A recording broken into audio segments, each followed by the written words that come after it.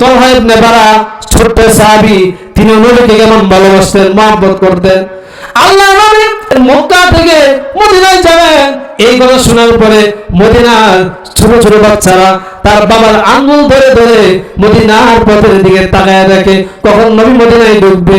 এই দৃশ্য দেখার পরে সাহাবায়ে কেরামদের জিজ্ঞেস করতেন, আব্বা আল্লাহ নবী নাকি মদিনায় ঢুকবে, এখনো কেন মদিনা আসে না?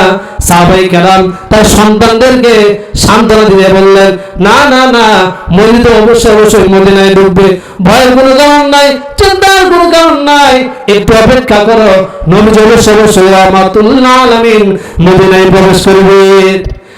ওই সাহাবী বলেন, যে মাত্র নবী মদিনায় প্রবেশ করলেন, এমনি তাকিয়ে দেখি ছোট্ট সাহাবী যার নাম হলো তলহা। ওই তলহা বাবার আঙ্গুল ছেড়ে দিয়ে আল্লাহর নবীর সামনে এসে হাজির হয়ে গেলেন।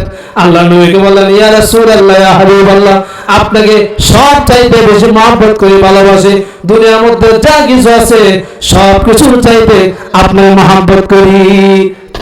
এই কথা শোনার পরে আল্লাহ নবী বললেন, ওই ছোট্ট সাহাবী তলহা, তুমি যে আমাকে ভালোবাসো, আমি তোমাকে একটা পরীক্ষা নিতে চাই। কি পরীক্ষা? আল্লাহ রাসূল বললেন, যাও তোমার বাবার মাথা কেটে আমার কাছে নিয়ে আসো। এই কথা বলার পরে ওই ছোট্ট সাহাবী তলহা দৌড় দিলেন বাবার মাথা কাটার জন্য। আল্লাহ নবী পিছন দিয়ে ডাক দিয়ে বললেন, তলহা, আমি বিশ্ব নবী বাপ বেটার সম্পর্ক ছিন্ন করার জন্য এই জমিনে আমি এসে নাই, আমি তোমাকে কেবলই শুধুমাত্র পরীক্ষা করার জন্য বলেছি, আসো আসো। আল্লাহ নবী ওই সাহাবীকে কাছে টেনে বললেন, তলহা, তুমি যেমন আমাকে মহব্বত করো, আমিও তোমাকে তেমন মহব্বত করি। আল্লাহু আকবার বলেন, আল্লাহু আকবার। ওই ছোট্ট সাহাবী কিছুদিন পর আল্লাহর নবীর সামনে আর আসা যাওয়া নাই। আল্লাহ নবী পেরেশান হয়ে গেলেন, কি ব্যাপার, আমার ছোট সাহাবী তলহা গেল আমার কাছে আসে না।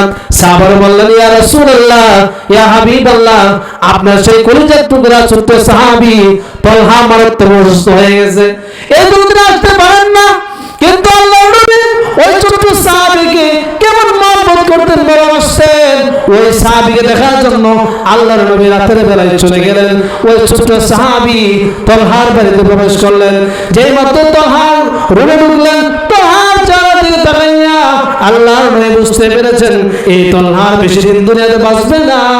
তার বাপ মাকে আলাদা ডেকে নিয়ে বললেন, তলহা যদি রাতের বেলায় যদি দুনিয়াতে বিদায় নেয়, তাহলে অবশ্যই আমি বিশ্ব নবীকে সংবাদ দিবা, আমি নবী এই সাহাবী ছোট্ট সাহাবীর জানাজার ইমামতি করব। আল্লাহু আকবার।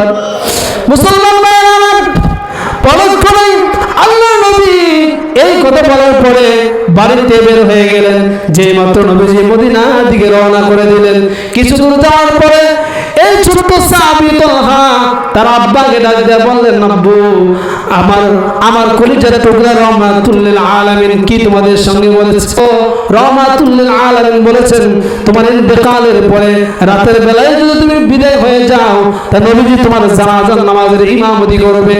এই কথা শোনার পরে ওই ছোট্ট সাহাবী তলহা ডাক দিয়ে বললেন, এই জবাবটা শুনলাম আশ্চর্য হয়ে যাবেন। ছোট্ট সাহাবী বললেন, আব্বা জান, সাবধান সাবধান, আমি যদি রাতের বেলায় মারা যাই তাহলে কখনো তোমরা রাহমাতুল লিল আলামিনকে ডাক দিবা না। এটা কেমন হলো? আব্বা বললেন, কেমন হলো? তুমি কি বলো? রাহমাতুল লিল আলামিন তোমার জানাজার ইমামতি করবে, তুমি কেন না করতেছো? কিন্তু তলহা ডাক দিয়ে বললেন, দেখো, আমি যদি রাতের বেলায় মারা যাই আর রাহমাতুল লিল আলামিন যদি আমার বাড়িতে আসে, তাহলে আমার বাড়িতে আসতে হলে 3টা ইহুদি গোত্র পাড়ি দিয়া তারপরে আমার বাড়িতে আসতে হবে। আর রাতের বেলায় এই সুযোগ বুঝে ইহুদিরা যদি আমার নবীর উপর আক্রমণ চালায়, আমার নবী যদি আক্রান্ত হয়, তারপরে যদি আমার বাড়িতে আসে, আমি তলহা কবরে গিয়েও তো শান্তি থাকতে পারবো না। আল্লাহু আকবার বলেন। দেখেন ছোট্ট সাহাবী নবীর প্রতি কেমন ভালোবাসা, নবীর প্রতি তার কেমন আক্ষেপ ছিল। এই ছোট্ট সাহাবী রাতের বেলায় তার মরণ হয়ে যায়। আপন মুখে দেখে রূপের বেলাতে দাফন দেওয়া হয়। কবরস্থ দেওয়ার পরে সকালবেলা আল্লাহ নবীর কাছে যাওয়া হলো, ইয়া রাসূলুল্লাহ, ইয়া হাবিবাল্লাহ, আপনার কলিজার টুকরা ছোট সাহাবী রাতের বেলা ইন্তেকাল করেছে, আমরা তাকে দাফন করে দিয়েছি। আল্লাহ নবী শোনা মাত্র চার চোখ থেকে টপ করে পানি গড়ায়। তিনি কাঁদতেছিলেন, কি ব্যাপার আমার তালহা, জানাজা আমি কেন পড়তে পারলাম না?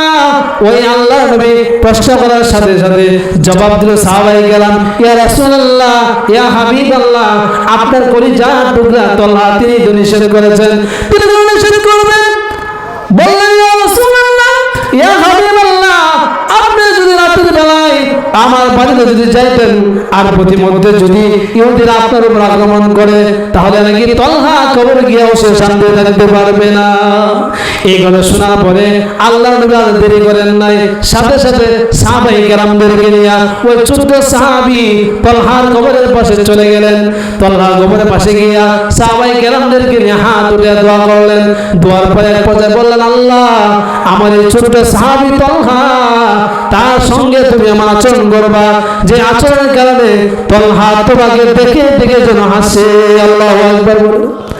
আল্লাহ, তুমি আমার ছোট সাহাবী তালহা, তার সঙ্গে আমার আচরণ করবা যেন তুমি যেন তালহাকে দেখে দেখে আসতে পারো। তাহলে নবীর ভালোবাসা আমাদের দিলের মধ্যে আছে না নাই? কিন্তু যে পরিমাণ ভালোবাসা থাকার কথা, এই পরিমাণ ভালোবাসা কিন্তু আমার আপনার দিলের মধ্যে নাই।